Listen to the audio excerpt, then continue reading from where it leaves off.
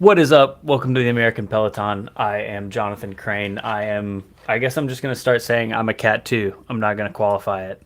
Out of Birmingham, Alabama. There you go. I'm Ben, team director at Skyway, presented by Domestique Coffee, and head coach at Skyway Cycling. And we are back from Tulsa. This was like everyone on our squad and in our orbit even's first time to Tulsa, right? Just about. Yeah, I think one of like the OG like Birmingham racers like texted me like, "Hey, this is the list of everyone that's gone to Tulsa," and it was like him and like one other woman. So Yeah, like, yeah, it was awesome. I'm glad we were able to make it. I'm still recovering. I discovered I didn't figure it out until I was on my way home, but I was sick the whole time.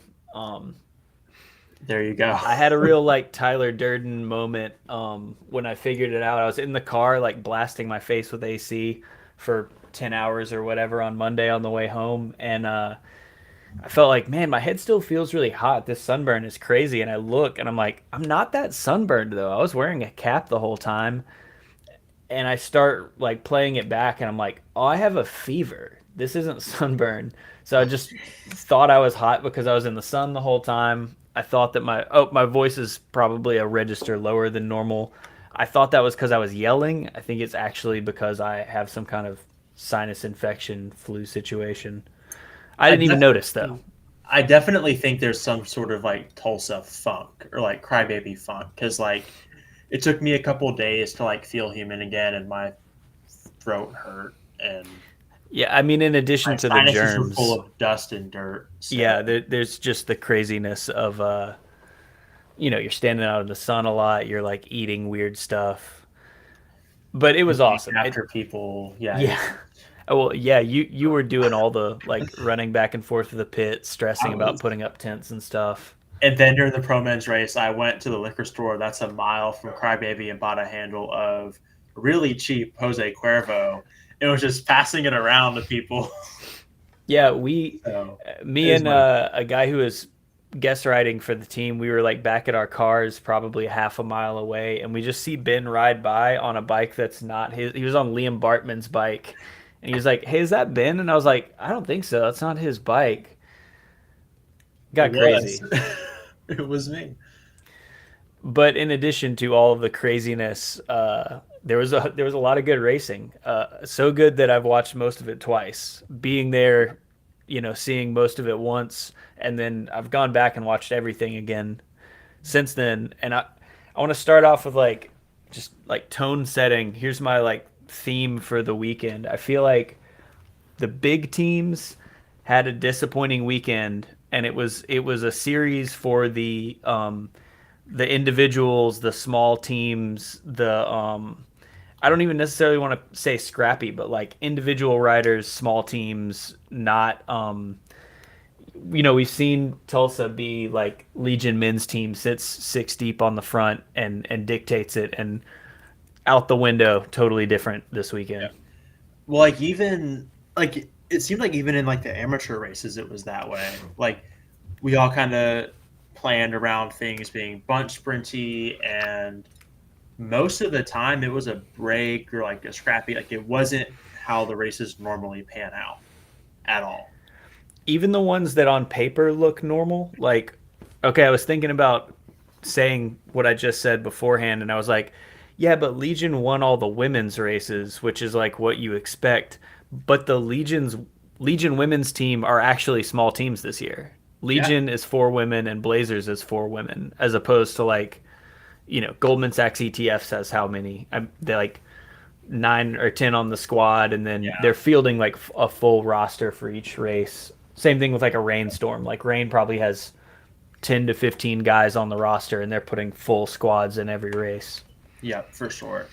And even like DCC did get a win, but they had two full squads in the 1-2. And And you I could I argue don't that they didn't have a super fantastic race aside from the one win. I feel like the one win was a huge result for them, but I would also put them in the category of like not the squad you would necessarily so like if I'm thinking about a foreign team that I was like projecting to be like an upper echelon team controlling it, I would have thought Ribble coming out of Speed Week. Like we saw a few, not necessarily dominant, but like they were one of the two or three teams dictating the racing in every race, and they were on the back foot a little bit. And not that DCC was fully dictating the race, but like we've seen them knock on the door a lot, and we Yeah. haven't seen them get a big win. So I feel like I now think going forward, going into like I think they're at Harlem Skyscraper right now, not they Dairyland, but they are, but like that's where I was kind of differing from you. I think because last show I had mentioned that the odd courses, the hilly, weird, turny courses, hmm were where Ribble were shining the most, hmm and Tulsa, especially Blue Dome and Arts District, is very much a horsepower race. yeah, And so in my head, that's where I was like, well, these big German DCC guys are gonna do well, and they were at the front last year a lot, really battling the Blazers and Legion and Miami Knights trains. So that's where I was like really expecting them personally to kind of show out a bit. the racing just felt totally different though. Like no Yeah, one, previous years, someone often Legion, if we're talking the men's side, women's too, was like really in control, and it was a very like a small break goes away, a team goes to the front and really pulls it back. And I think the only time I saw this, we're going to go out of order. We're just going to chop it up and talk about what we're remembering as we remember it. But the time I remember that happening this weekend was day two, Sound Pony Day, Arts District. Blazers really got on the front and pulled a move back, but they just got it close enough that Garrison jumped across to it, and then when Garrison hmm got there, he blew the gap back out again. So yep, it didn't work out in that way that it has in previous years. And Ribble actually did the same thing on the Crybaby Day. There was I want to say Kyle Murphy. It was up the road for Legion, which was one that was yep, like not a it was like I think people weren't taking it seriously, but at the same time, like Kyle has been road racing national champion. Like he's a super strong rider. You can't just let him ride away. And Ribble brought it close enough to launch someone across, but once he went across, then Lamperti, it just kind of glued back together. So it didn't do much for Ribble. right. Yeah, that's kind of what we saw a lot of is things breaks would go, a team would work really hard to bring it back, or it would get close enough and like what you said at Arts District happened twice. And so about 30 minutes into the race, I forget who was on the front, might have been Rainstorm, brought it back to like 10 seconds. Garrison bridged and Yeah. then pulled the plug and came back to the group. Yeah, that was about 30 minutes in, and then the one I Yeah. was talking about was Yeah. a little later than that. And then with 10 to go, Blazers gets to the front, gets it. Garrison bridges, blow, brings life back into the group because it was pretty much all but caught Yeah. until that moment. I don't think they had given up, but I think they had just locked into like this is the pace that I can do taking pulls to the end. Yeah. And when Garrison got there, he like just ramped the speed up a lot from Yeah. where it was. Well, yeah, because the DCC guy, drawing a blank on his name, like, That is Moritz Augustine. He's a track dude. yeah, because Cowan was doing no work at all. Okay, I want to push back on this. I heard Okay. that a lot, and like that is what I saw. So full disclosure, I missed some portion of the men's race because I was eating a banh mi uh, on the day. But I've Yeah. gone back and watched it, and that's what everyone said when I walked up and I was like, "What's the race situation right now?" Everyone was like, "Cowan's just sitting on," and he did start sitting on after Garrison got back up there. But people are talking about it like Cowan was just sitting on the whole time, and Moritz was doing all the work. And I think where we were standing on the course, that was true, but they were like trading in the same spot every lap. And if you weren't watching the jumbotron or the stream, so uh, Cowan was actually taking pulls until Garrison got back up there the second time. So I think he Yeah. was like he was playing games to some degree to be like, oh, I got sprinters behind, but I also think he was just kind of on his limit, and he was on his limit. Like he had worked some, we just weren't seeing it. That's fair. That's fair to say. I was thinking more from like the end of the race perspective because with Yeah, about two to go, Garrison seems to get fed up with Cowan not pulling through and does the yeah, old Saturn sit up, pulls the brakes, lets the gap go, and yeah. DCC rides away with it. That's I mean, I've done that before, riding someone out of the break. So that's where the guy who's not taking pulls is just slotting in behind you every time, and you just sit up and let the rest of the breakaway ride away from you, however many people that is. The idea is that the guy who's behind you, who's playing games, who's usually trying to save himself for the sprint, or at least that's like what you're testing. Um, I did this to Quentin Goosens at the road race in Auburn. Okay. When me and like I could tell he was getting a little cagey and kind of sitting on the back a little, skipping some turns, and I wanted to see, is he saving it?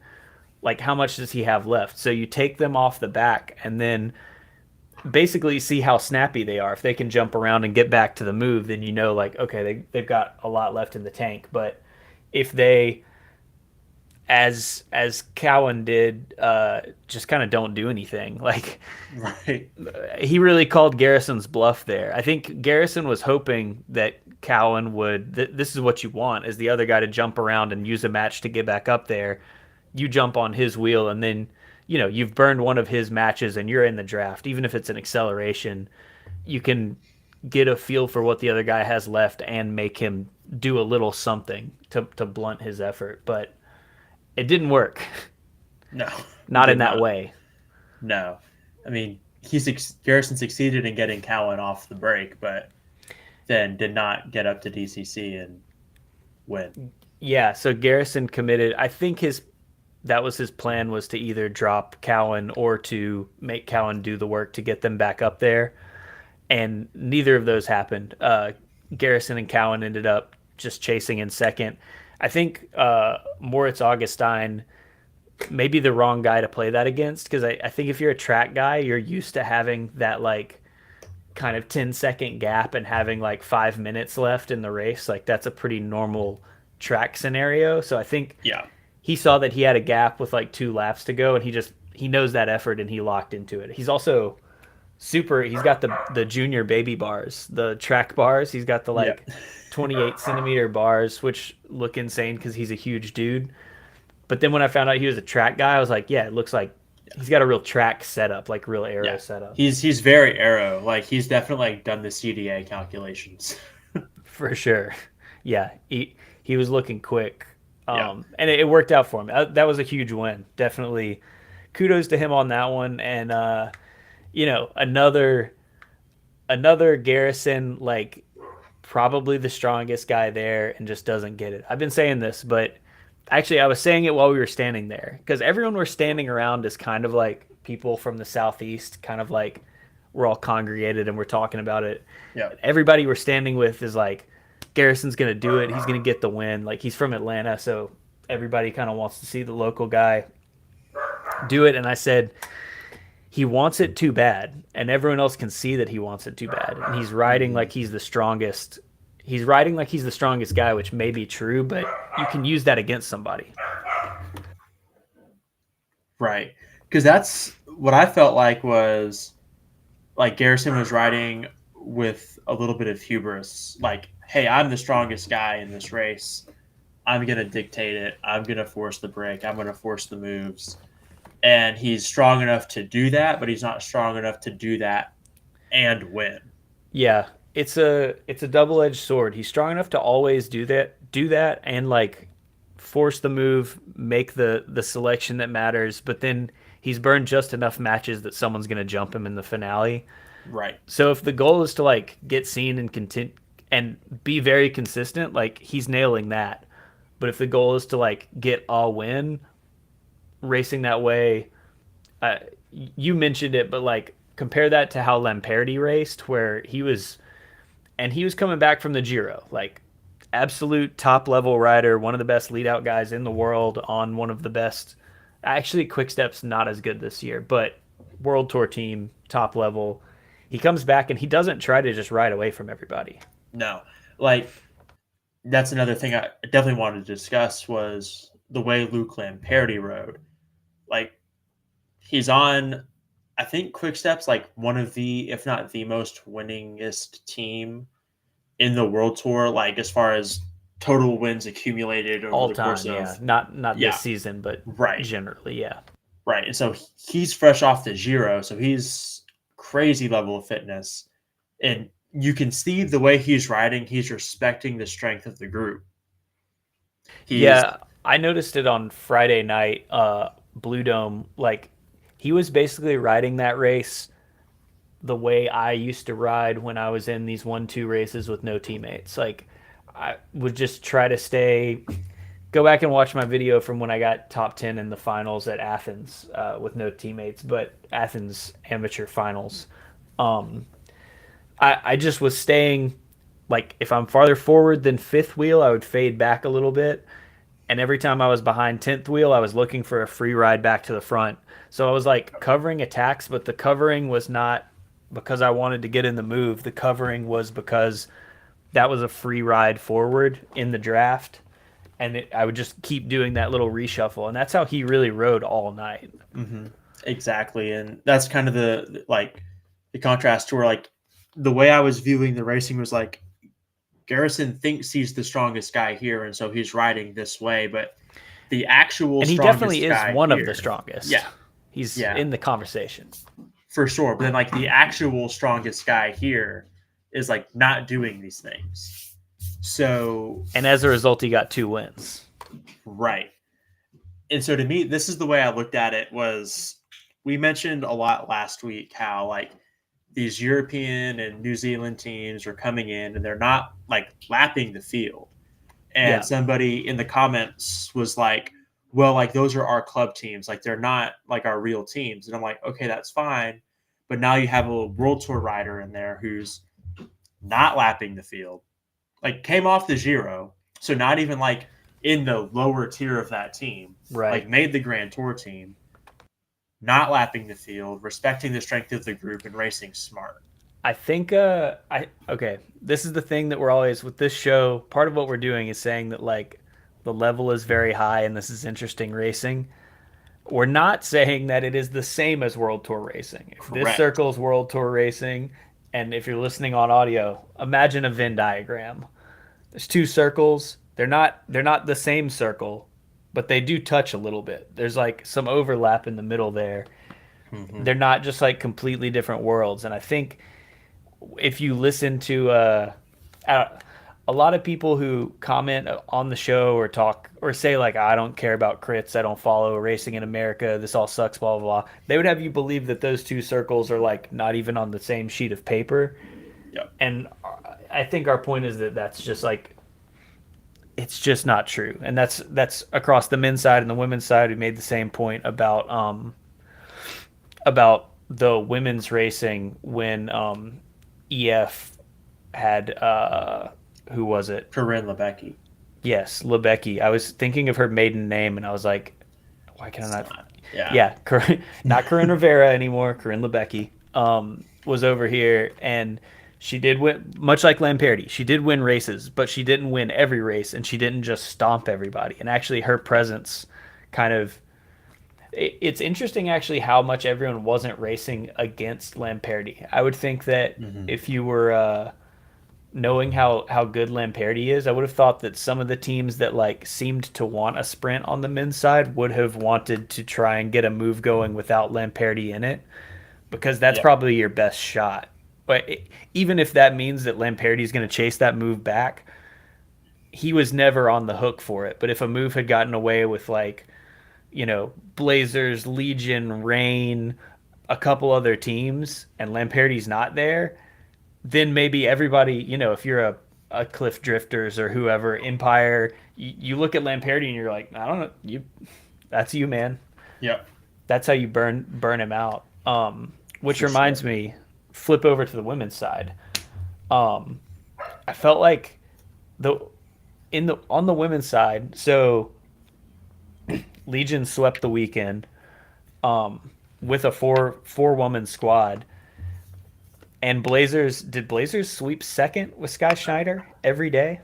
Definitely at That least is 2 seconds. that Mini is seconds, exactly mini podiums. that's what I read on on the result sheet on the Tulsa website. We did Sky find Schneider was two. second every single day. So that results sheet says something different than what the results sheet says on road results. So, this gets back to our point about how results finding them sucks and they're not reliable. Regardless, That's why you have to qualify where the results where they are came from, that you right? pulled where you pulled the results from. I mean, there's also just seeing it with our eyes. We saw, I think I saw all the women's finishes like IRL, but a Yeah, lot of times you're kind of peering over the barricade, looking like the foreshortening. It's hard to tell who got it in a bike throw scenario, and all of the women's races came down to sprints. So it's easy to be there and be mistaken just because you weren't at the right angle. right. To be right there at the finish line, you're not going to see anything Yeah, because it's 5 people deep right there. right. And it's also tough, like in person, because like you were in the men's 1-2, which is right before the women's race, and so like you're like trying to become alive again, Yeah, and um, I'm trying to help you become alive right. again, and so we're missing We're laying in the 75% of the grass. women's. Yeah, We're dumping cold water over our heads. We're yeah, eating 4 slices of pizza. yeah. So a lot of times the women's race, because of that timing in person, got a little lost on us. Hmm. But I definitely had to go back and watch the live streams to see how they played out, but I saw yeah, all the finishes. yeah, Um, but they all came down to sprints, and my assumption, like being there and only seeing the finish, missing all that context, was that Legion had, done the Legion thing, and if not, sat on the front the whole time, like been the ones kind of welding it back together or putting people in moves and not pulling through. And at least night one, that wasn't exactly the case. There were every day I felt like there were other teams that were not Legion and not Blazers that were like committing, seemed to want a field sprint. Like DNA seemed to want a field sprint. Uh, Goldman Sachs did lose Andrea Sear on night one, so I think that was perhaps their plan A kind of out the window. yeah. Actually, she did race day three, but she was pretty banged up. Yeah, So maybe went from plan A to like plan B or C. But I, the only team that seemed to really want to like hit him hard and make a breakaway happen was LA Sweat, especially on Arts District. yeah, The way LA Sweat was racing was awesome, and it was like frustrating to watch them force a breakaway and then everyone else not want to pull through in that breakaway. And to me, it feels like if you're not Sky Schneider or Alexis, if you're not one of the two sprinters on one of the two Legion teams, you got to look at that move and go, "This is my only chance." for sure. It made absolutely no sense. And shout out to Ariel Coy, because she was like a rock Yeah, star in huge that weekend. race. But yeah, I'm looking at it like, hey, it's LA Sweat, it's DNA, it's Goldman Sachs, whatever the formula is. Oh, Blazers in Legion are not there. Let's drill this and make it work. So it's kind of weird how the politics may be the wrong word, but it's just kind of weird how some of that shook out. Yeah, I don't know. I think it's also maybe a thing of like uh it's easy to say like, oh, you should get to the front at this point, but it's a lot harder to do that. Maybe in the Yeah, women's field, these were whittling down, starting with like 70 to 80 riders rather than like 120, and whittling down to like 40. So yeah, getting to the front, you're not as like just blocked up. But it's still really hard, and the difference in level is huge. But what really surprised me was the riders wanting to get there and then not pull through. Yeah, LA Sweat really animated, especially on that second day. On Crybaby, there were a lot of moves from Kingdom Elite early on, hmm, and so the women's Crybaby was actually an interesting race because it played out in a way where like being there and seeing it, it was like one lap they went by all together, and the next lap there was a group of like 8 up the road. And I made one of those like mental bookmarks of like when I go back and watch the stream, I need to see like who attacked and who made this move. And watching the stream back, maybe I blinked, but it looked like no one really attacked. It was just one of those moments where like it was kind of hard, kind of lined up, and someone 8 to 10 wheels back sat up, and everyone behind that kind of looked and was like, I got someone up there, I got someone up there, and it just Mm-hmm. blew out. And you had a group with like two LA Sweat. Basically, everyone made it. Legion, Blazers, LA Sweat, and it was Sprinter from Legion, Sprinter from Blazers. That's a weird situation. You don't see that happen a lot. No, not at all. That is one thing I noticed about Crybaby in every race was a lot of times it was on the riverfront straight, it would get really bunched up, and then somebody would want to make an effort on Crybaby. Not really an attack. They would just Hmm. come around on the corner, and like two or three people kind of follow that, and then somebody would be like, "I don't want to ride like this," Yeah, it's and basically the first that person would create the who separation. Yeah, the first person who comes over that little knuckle. So, Hmm. okay, being there, all of the courses are way hillier than, like I've watched these races. I've watched the stream on this YouTube channel many times. All of them are hillier than you think they are. Yep. I was surprised even so Crybaby like turn 1 turns you into the hill, it's less than 90 degrees. Turn 2 is on the hill, it's still going up. Hmm. But between 2 and 3, I did not realize how much of like a sawtooth that is. Like you go Yeah. around 2, it's still going up, and then it's fully like a descent, like 4 or 5% down, Yes. crosswalk back up, and then you hit turn 3 kind of at the top of that hill. So it's basically the only place that's flat on that course is the front straight against the park. So if Yep. you want to pedal hard, I think that's why.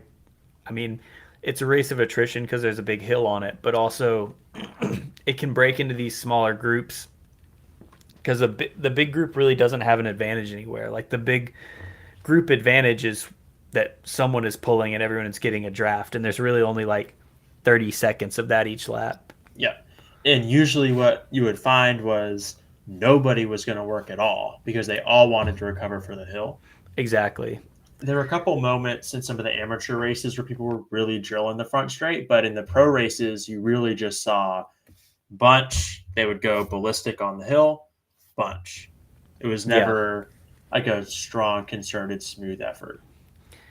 Yeah, it was completely on or completely off. I'd like to see some normalized power. Maybe I should have like looked at a few guys who finished the pro race and just seen who posted a power file. But our, our friend Alex in the one Yeah. two did like something that's like closing in on 6 watts a kilo normalized or something, just like Yeah. insane numbers. It was like he weighs like 115 pounds or something, 125 pounds, something Hmm. crazy. And I think he normalized like 325 for an Yeah, hour. Like it was stupid. yeah. So like five normalized for an hour. Yeah. Yeah, but I'm sure the average was way less than that because you're either Oh, like fully on the pedals or you're fully off the pedals. yeah. And there's not really anywhere that you're drafting and getting a big benefit. I was actually surprised that that big group went to the line in the women's race for that reason. I kind of assumed that there would be attacks out of that group and it would continue to break down and split up. Hmm. But it goes back to the sort of weird dynamic where it's like it seemed like only LA Sweat wanted to race it in the way that I would think about racing it, which is like they had two people in that move, like attacking the move, trying to use those numbers to your advantage. Uh, I would think that some of the other teams would have. No one else had two people, but I would have just thought that some of the other riders. I guess if you're not Skylar or Alexis, you got to think that getting away from this is my only chance, and my hope is that I jump and Skylar and Alexis look at each other, and they don't cover, and then that's where we get the gap. That to me makes like the most common sense. Like looking at it, well, you know that the Schneider, Sky Schneider, and the Ryans or Hmm. Kendall and Alexis are gonna out sprint me 9 times out of 10. I need to get away from them as soon as I possible. think it's more than 9 out of 10 at this point. It's like Yeah. 99 out of 100. Like, Well, I well, wonder how many. DNA. I don't know. Yeah, DNA I might feel. be the 1 out of 10. I don't know, Yeah, but yeah, don't take them to the line. no. Period. Yeah. It's also just like maybe you're pinned just having made that move. So there's a difference in level there where like there's some people who can do whatever they want. The people we're naming who can win the sprint, but what Yep. they want to do is sprint, and then there's people who are pinned and they can just stay there, you know. So Yep. maybe it's not so much of a choice. Interesting crybaby on the men's side though. All weekend long we were seeing sort of early moves from Ben Oliver. Saw a lot of Ben Hmm. Oliver, guy we were tracking. Had a really good year last year with Mido Q. Came over here to race NCL. That went away. Hmm. He's from New Zealand, and he is on Above and Beyond Cancer this year. But at least on Friday, at least Blue Dome and Crybaby, he was up the road solo or up the road in little 1 and 2 man moves a couple of times. Yeah, I feel like he was a little bit under teamed. Yeah, Um, for sure. so yeah, he would get in these little moves, and then name your big team would pull it back, and then he would get kind of shuffled to the back and have to rework it, and you're just spending too many matches trying to do what he normally does. Yeah, not to like look into the parallel universe, but I think in a world where the NCL team still existed, all of these races would have been way different. Agreed. Maybe not more interesting though. Like we had some interesting races. I think it would have been more like the thing where someone's controlling it. It would have just been a battle of controlling teams I, th- potentially. I think like Blue Dome, like last year at Blue Dome, you had like 3 or 4 or 5 trains kind of lined up working. It would have been more Hmm. of that at Blue Dome versus more of like a chaos, every man for themselves kind of sprint. Um, the thing that stuck out to me was I think we could have had more organization, but at least at Arts District, Rainstorm kind of took out their team. Half their team got taken out with like 5 to go. Yeah, so they had. I was thinking about that. I was talking about Crybaby, and then we're talking about Rain. I think Rain was involved in some kind of event where they lost people after the free lap rule expires. So Yep. if you fall after, if there are less than 5 laps to go and you have a crash or a mechanical, you can't go to the pit and get back in. And I think within that 5 laps to go, they had a slide out on. They looked like they had control, but maybe too early Yep. on on Friday. Sorry about my voice, y'all. I told you I'm sick. On Friday they had control maybe a bit too early, but then they lost a rider to just a full on slide out. It looked to me like maybe even a pedal strike. Yep. Then on Saturday it looked like a couple of people just crossed wheels and went down on the downhill Yep. with like 3 to go, 4 to go. It was like 4 to go. And when we said those races are hillier than they look like on the live stream, so at Arts District, it's basically you make that left hand, it's kind of flat, and then it climbs for about 30 seconds up to the second to last corner, which was hairy in and of itself. A lot of crashes happened at that corner. And then it was a straight shot downhill into a sweeping left hander. It was like, what, 35 miles an hour Oh coming yeah, through that corner? yeah, probably more than that. And I thought a lot about how crashes were happening so crashes were happening at the top of the hill before you drop into the hill. yeah, And I was trying to suss out why that is, but I think it's because that was one of the slowest points on the course, and that's where like the accordion would kind of slam back together, and it was also it was a headwind.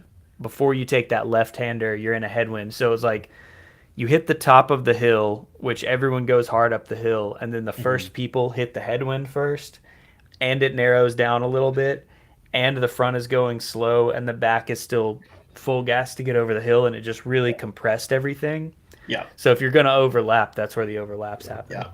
And then, so they're going about 35 miles an hour. And then that open straight, because people are prepping to go ballistic up to the top of the course again, every single lap, unless it was truly strung out and folks were racing, it would bunch up. And so what happened with Rainstorm was there's across the wheels, 4 or 5 laps to go, Summerhill and Gomez get taken out. Two of Rainstorm's most key riders, period.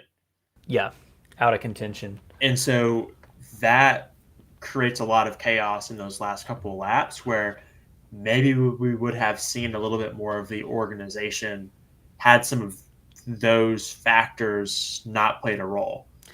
And apparently on Friday they had a slide out, which you've probably seen the BB gun meme of the slide out. They had that slide out, and then apparently Alfredo also dropped his chain coming around the last corner. That's what I've heard. So, and he was still close in the sprint. And then there was another slide out. Leader, the overall leader's jersey of the weekend slid out with 2 to go in the hairiest turn on the course, one of the hairiest turns in crit racing. The final turn on Crybaby, downhill right-hander, more than 90 degrees. I think actually, like, counterintuitively, because that turn is so gnarly and that course is not necessarily technical, but like there's just a lot going on up and down and stuff. Yep. It's like everyone is actually like thinking about what they're doing and kind of respecting it in a way where like not that many crashes happen there. You see a couple of guys run it wide, but there were less crashes on Crybaby than everything else the rest of the weekend. I think the crashes happen when things bunch. I was going to ask you how the crowd size at Crybaby played a factor, because I haven't raced it. You raced it. I was there helping create more chaos, but like you were on the uphill, so you weren't seeing this corner as much. So true, but I'm thinking like, would it be even tougher to really concentrate and hone in because you have fraternity here, sorority here, this person over here, they're all screaming and yelling and throwing water. Actually, no. I don't know why this is, but there's not a crowd at corner 4. Like, that's one of the spots. Okay. It's weird watching the live stream back. Really does not do justice to how crazy the crowds are. Like what you're talking about.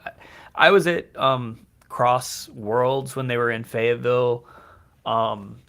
Those were not as crazy of crowds, I would say, as this is. Like, deeper, crazier.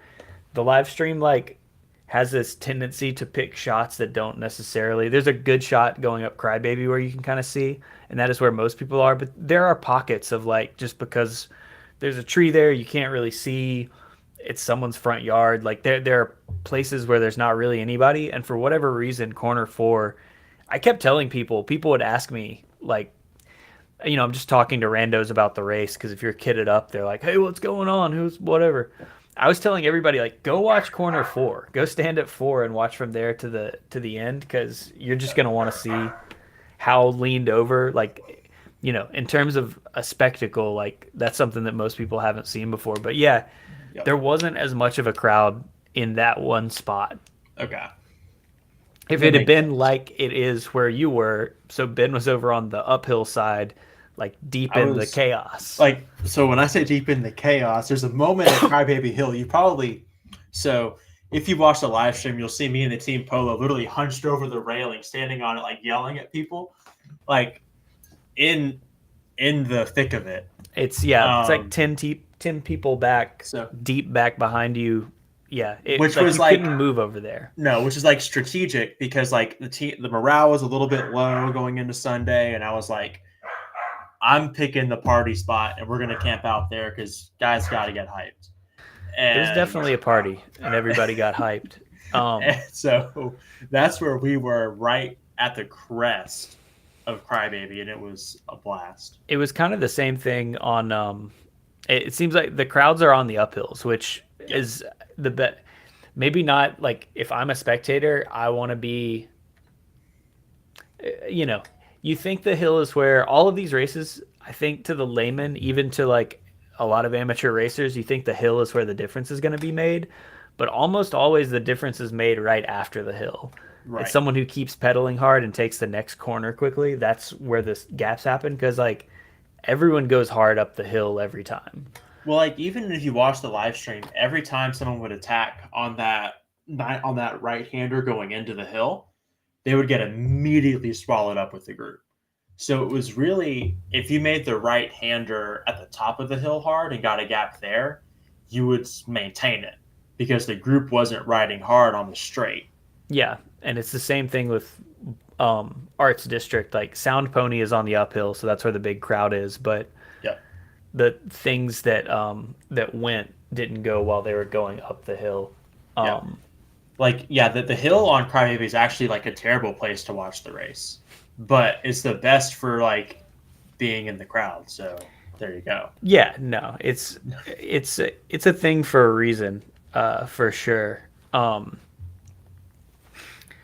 We've been jumping all around. I definitely had some other race takeaways I wanted to mention.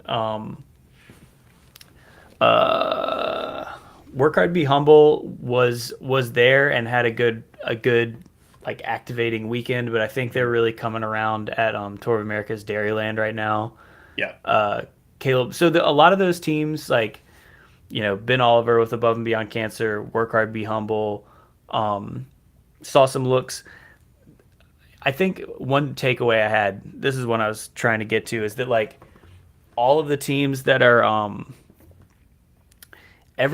these races are so hard that the only people that are able to get away even in a like slightly less threatening early race move are names we know. We saw like Macdorf going solo for a few laps Yep. on Friday.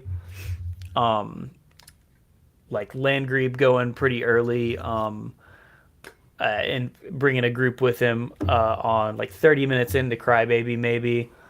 Ben Oliver. There was almost no one going up the road like you get in some races where it's just someone trying to get TV time or they saw an open door and went for it. Yep. Everyone who went was a top level guy. So even like the least threatening things were people we've had to talk about on this show a lot. Yeah, for sure. Because I think, at least in the 1-2, like we even underestimated how hard those were. Like Yeah, this is the it's most deep, like across the board. I think this is one of the only races in the country where they could do a Pro 1 and then sell out a 1-2 on top of that. yeah, it is insanely deep. Everyone, like anyone who's anyone in crit racing that like yeah, there are good guys, but like if you are really trying to make a name for yourself and get sponsor money and all those things, you're at Tulsa.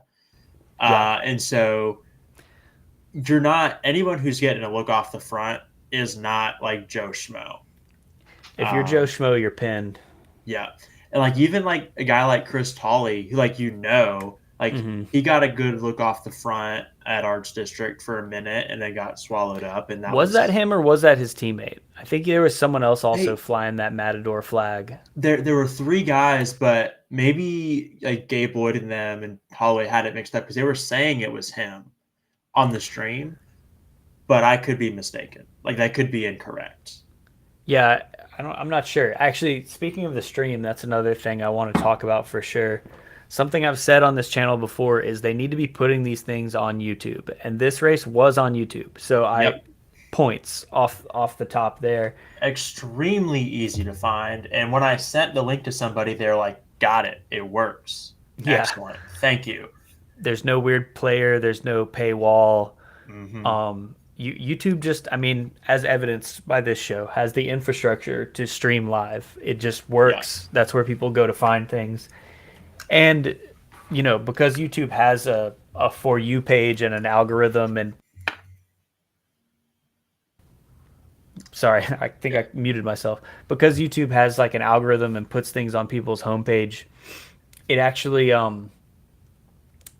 it gets out to more people in a way that if it's on some proprietary player like a Vimeo or something, it doesn't. You have to go seek it out. It will never come to you, and it's not in the Yep. place where you're just going to watch videos. Right. Plus the Vimeo player is like not reliable. Like the UX on Vimeo sucks, and it's just Yeah, like just I stop had it. a lot of trouble with the streams from Speed Week. Like, Yep. if I would scrub, there were points that I would want to scrub to, and it would just infinitely give me the spinny wheel. Right. It just Just wouldn't work. just stop using Vimeo. Just stop it. Okay, here's the Use next level YouTube. though. This is another talking about everybody being there. It was nice to meet a lot of people who I know via this YouTube channel or via the show, people I hadn't met in real life. But one of them, James, who puts on Red Bull Hill Climb race in San Francisco, Giro to San Francisco, bunch of races. We were talking, and I was saying like we were talking about broadcast stuff and like where we want to see the sport go, and I think through that conversation, what I came to is like it's good that this is on YouTube, but the next level is like all these need to be on one YouTube channel. So like imagine Yep. if all of the Speed Week stuff had been on the same channel, and I get that these are different series. So maybe like all the ACC races, but let's just say all the Tulsa races were on the same channel as the next like Momentum Indy, all of the rest of the ACC, like every ACC race, you find it, you subscribe. They were on the Tulsa Tough channel, but it needs to go everywhere. There's also no like you can like we're on Twitch and YouTube right now. You can multi-stream to multiple different platforms, but there needs to be on YouTube one channel for each series that everything lives on. Like Sunny King is on YouTube, but it has its own stream. Yep. I think that's the next level. But they did. I was looking at the numbers. There's across the weekend they had like 100K views, which is Yep. it's nothing to sneeze at for sure. I mean, it's It's not. not. And the thing is, like, all of these races are USA Cycling sanctioned.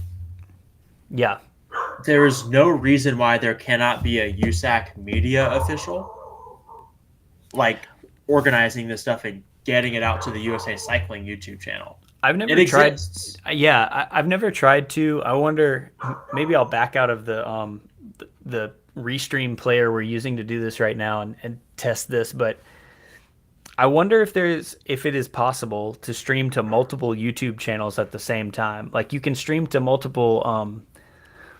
multiple sites at the same time, and I think that's another big thing everyone's missing is like it's as easy as just clicking another button. Like just create Yeah. a Twitch account for Tulsa Tough and also put it on there. Create a Yep. whatever, like when Periscope was a thing, or like put it on every platform that will have it. But also if it is possible to be on multiple YouTube channels, then USA Cycling should have a YouTube, and every pro race that is streamed should just also go to that. So at least there's one like consistent repository where you could find all of the racing.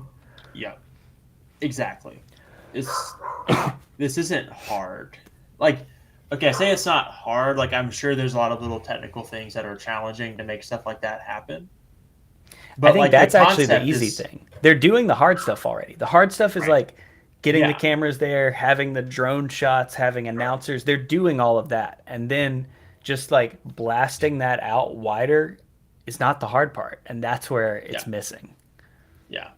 Like, it's just not. And we're I feel like we're gonna get there. I think, maybe like you can probably pitch this to USA Crits and Speed Week and like, look, Tulsa, these are the numbers. It was on YouTube. Mhm.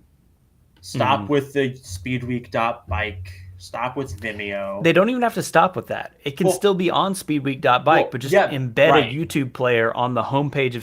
speedweek.bike. Well, that's true because even the Tulsa Tough website had the YouTube player embedded in it. That's what I'm saying. Yeah. It's not an either or, it's an all of the above, but like the core of it Yes. has to be one YouTube channel that everything comes back to, because that's where people go to watch videos. Yeah. Like, even, like, not to make a World Tour comparison, but, like, you have two streaming services that now do World Tour racing. All of your ASO races are on Peacock and everything else is on Max. Hmm. Which now you're like, okay, which race is where? I got to figure this out. I've fully missed Swiss because I just never went looking for it. Right. And it used to just all be on the GCN player. You could If just we go were on still in the GCN. GCN era, I would have seen Yeah, every stage of Suisse. right. So we can take that same logic, get it all on a consistent YouTube channel, and there you go. Yeah, Now we all know where to go to watch bike racing in America. yeah. No, I agree. And yeah, there are a lot of advantages to that. I think the other big thing we got to talk about is that Justin Williams was briefly back. Um, Very briefly. yeah, as is always the case with the, it was as advertised in the sense that I've heard many times like there's the most crashes on first day, less crashes the second day, and then Crybaby is surprisingly safe, and that's exactly how I found it. Yes, for Justin was sure. caught behind. It looked like a NGCA rider clipped the barricades with his handlebars, Yep. and Justin was caught behind that, and his arm like hooked over the barricade. And what I heard was that it was lacerated, which sounds pretty nasty. I thought it was broken maybe, but apparently he has had surgery. So, From what I heard, it was like impaled. Like the barrier somehow like went into the muscle of his arm. ooh, Like whether it was lacerated very deeply or like impaled, that's sure, yeah, something semant grisly happened. semantics. Well, yeah, That's semantics, but like either way, Justin, like all you see on the live stream was him getting escorted off the course. hmm, And then Will Hardin has a video showing the crash. yeah, you can see it pretty good. And it's pretty gnarly. Yeah. Like it's bad. Oh yeah. Will had great videos from all the races that I watched all those too and got some good perspectives. And another like stream thing we talk about, Dairyland is going on right now, and we're not talking a lot about Dairyland because there are no streams. But Harden is posting videos so far Yep. every day. Yep. So we're getting a little bit of an inside look, and it looks like so far. I guess we'll move into the like close the door on Tulsa and talk about what's happening now and going forward and be done with Yep. it. But I think There you go. at Dairyland, it looks like Rainstorm is getting some redemption with you said their B squad. I think that's It, fair. it is. Well, the B squad's there now, and if you divide it up, it's all the old Texas Roadhouse guys, and then the Hmm. ACG guys that came in are kind of the A squad. Um, and they're Fergus Arthur's having a heck of a race right now. Yeah, as so we were talking about this in a group chat, and I was like, you got to give Fergus Arthur at least like B plus A minus. Like For sure. he's coming from the Texas Roadhouse side, but he's definitely on the line there. And then Automatic having a big ride on the women's side. Last I looked, they had the leaders jersey. I don't know about today's stage that's happened now, where that stands. It might have moved over to Goldman Sachs ETFs. I think Paulo Munoz was close, but Hmm. yeah, I think we've talked about that Automatic women's team really coming along this year, and it seems like Dairyland is like a slight level down. Things are a little bit more. One thing about Tulsa is like when Tulsa's happening, that is the only race. There's not other stuff going on Yep. unless it's very small local stuff. But right now we've got like Harlem Skyscraper, some, top level elite whatever teams are there, and we've Yep. got Dairyland. So it's a little split and not everyone's doing Dairyland. Yeah. Well, Dairyland has the ACC race in the second week. So, like, what I've kind of found the trend to be at Dairylands is that first week is kind of like your B squad level. Some elite teams are there, some are not. And in that second week, when the ACC race hits, the level ramps up a bit. Yeah. So we will see what happens ACC wise. And at Tulsa, I guess Blue Dome was the ACC day, right? That is correct. So I don't think Lamperti is going to do Dairylands. I wouldn't expect it. So still a little bit open. So that I think that puts Rainstorm in a good position. They have, I think, the leader's jersey right now. Not that Fergus is gonna keep it or be their leader, when they go into the ACC day, but they're going good. They have control of things over there, and they have their A squad coming in for the ACC day. So I think Rainstorm, despite like a slightly disappointing run at Tulsa, I think they're still in the driver's seat for the ACC overall. Absolutely. Um, And you Herm- can't. The only way I wouldn't put Legion in on the women's side for the in the driver's seat for the overall is if they're just not going to do it, which sometimes they do that. Legion's really good at like doing every race in a series and somehow not being eligible for the series overall. Well, they'll do like Like, all of them, but they'll yeah, have not the same people at all of them, that or yeah, they'll just not do one and then lose the series overall because they weren't there. yeah. And some of that gets to the like how much do people care about the overalls versus individual race wins, and like I, this is a real like it's not even an if you build it they will come. It's like whatever we say matters.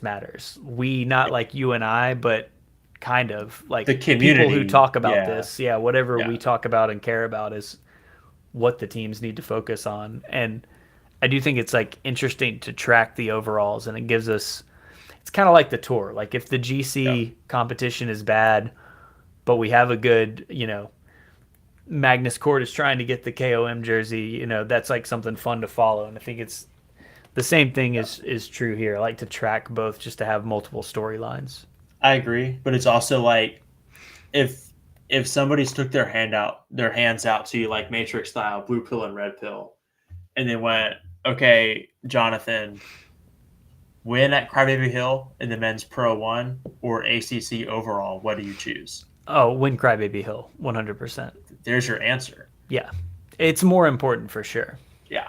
So I think it just there needs to be some years developing down the line of the ACC overall. Um, We haven't had a maybe consistent front runner series for long enough. Like it was true. USA Crits and then it went away, but now USA Crits is back, and then Mhm. NCL existed for a second and now it doesn't. But And ACC is still here. the races still, even back then, held more weight than the series. Because Yeah, like you have these legacy races that have been around for years and years and years, and the the series races has kind the of come and gone. yeah, exactly. Even the ones that are part of like the same races used to be NRC races and then became USA Crits and then became Right. ACC, and they trade back and forth. So the Right. consistent thing you can track is, who won Athens or Like whatever. Athens has been a thing forever, and NRC, American Road Calendar, USA Crits twice, Yeah, they ACC come and go. twice. They that cycled through, but at the end of the day, if you win in front of the Georgia Theater, you won in front of the Georgia Theater. Right. Yeah, that is the constant. Okay, last thought and we'll close it up. Uh I did notice some additional musical chairs going on at Legion, or at the Williams Racing Devo umbrella Yep. on the men's side. They've Hmm. moved uh Monk over to Blazers. Blazers, Hmm. and they've moved Johnny Clark from Outlaws to Blazers. It seems like what they've done is like really separate it to where Blazers is kind of more of the like established names team, and Outlaws is more of the like up and coming young guns team. Yeah. Well, the thing about that is Corey has never been great at being aggressive. Like he can sprint, but he needs a lead out. Yeah. And Blazers was missing the lead out. Hmm. And Outlaws was really outperforming Blazers. They actually still are. Still are. They're doing well at Toad. Lucas Borgoyne is killing it. So like they went, oh crap, like we need to get Corey some support. So they took like two of the biggest lead out guys you can have in crit racing. Both physically biggest and like biggest names. Yeah, right. And then took them to Blaze like, hey, we got to get Corey some wins. Is how I see that. I think the bigness is important. I'm glad you said it like that, because that is what Corey needs. Corey's a small dude, like Yeah, especially seeing him in real life, he's even smaller than I thought. I've seen him before, but I got a really good look at him this weekend, just like standing there, and it's like, yeah, yeah, he's a small dude, so he needs a like Ty Magner size 200-pound plus wide guy that can kind of like punch the hole for him to sprint through. And Exactly. he also needs someone who's like experienced enough to find their way to the front and know how to navigate those messy finishes. Where some of the young guns might be able to do that off of pure strength. Like he needs someone who's going to do that in the smartest way possible. So I think that's where that division is Absolutely. in terms of who they're putting where. So then the question is, have they done it correctly? And I was thinking about this, like, disappointing weekend for the Legion men's team, although Cowan did get second on the second day, which is a big result. Disappointing compared to past Legion outings at Tulsa for sure. Justin got hurt, that takes him out of it. But the women's team sweeps it. So Legion still big, like, good result for Legion. Just like more balance for the three teams. I think balance is the way to phrase that. I think they're trying to balance it. I think Yeah. Blazers is still underperforming a little bit. I think Yeah. Outlaws is maybe overperforming a little bit versus Yeah. where They're Austin just was last year. Outlaws is just scrappier. I feel like they're just hungrier. Like Yeah. Bourgogne, he's kind of like your like a Luke Lamperti type of guy, where it's like he just wants to win the bike race, Mm-hmm. and he's capable of doing it, and so he's doing the things it takes to do it. Same thing with Luke Fetzer. They're just hungry and they want to ride hard, and they're fit enough to do it, and they're not overthinking it. Yeah. Whereas maybe Blazers is what okay. What I saw from Tulsa is a new kind of style of racing with like more scrappy ones and twos, Mm-hmm. and Blazers is going back to the old model of trains and UHC Blue Train, Legion Train, Mm-hmm. and that's not working anymore. It's like maybe it can work if they have time to put it together, but I think so many riders have moved around so much they haven't had time to gel into a blue train. So that's the big Yeah, question mark in the air is like, can by the end of this season or even can Blazers come in next season with a consistent roster that's well drilled? Because that's the thing is like, if you're going to execute that type of more like traditional lead out thing, like you got to be well drilled, well oiled. Everyone has to know their role. If one guy messes that up, everyone messes it up. Whereas the Outlaws, like, if you've got multiple guys who can win in multiple ways and the plan is a little loose, when chaos hits, like what happened in almost every race this weekend, chain drops in the last lap, things fall apart, someone slides out, all that stuff, like you still have more cards in your hand. yep, yep, It's not necessarily a better way to race, but just the way these races played out with the chaos, it's you have more options.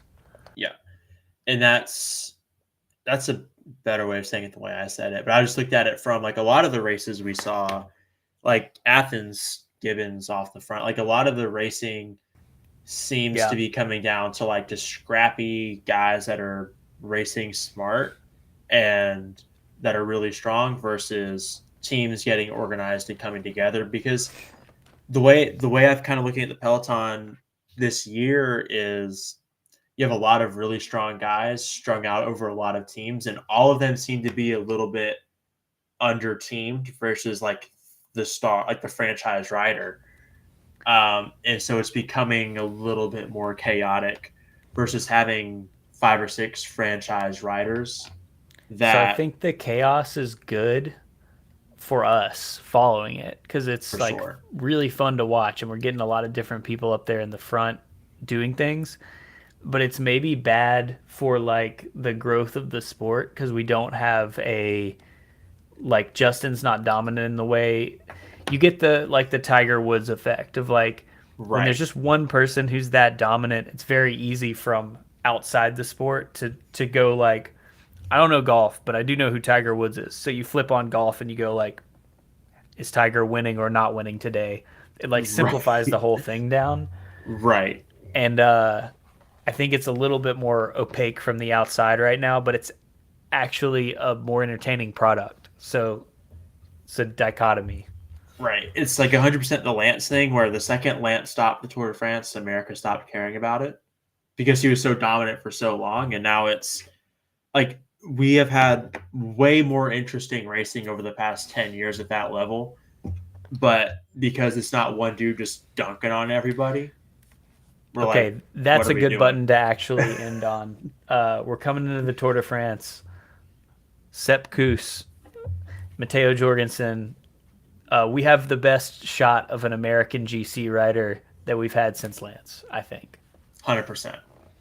No. We're ending it there. American GC riders Tour 2024. Here we go. Um, yeah, we will be following the racing, and we're getting into the full swing of ACC season. So, also, look here for more videos of my races. Gonna do a video about my crit bike, a bunch of videos and stuff. And if you're just on the video, you can also listen to this as an audio podcast on all the podcast players, the American Peloton. Um, I am Jonathan. I'm Ben. We'll see you guys later. Peace.